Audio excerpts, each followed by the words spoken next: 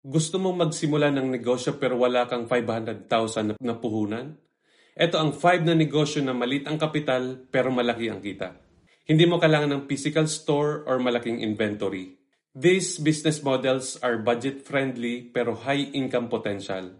Perfect sa panahon ngayon. Number 1, affiliate marketing. Magpo-promote ka lang ng products online, pwede kang kumita ng malaking komisyon.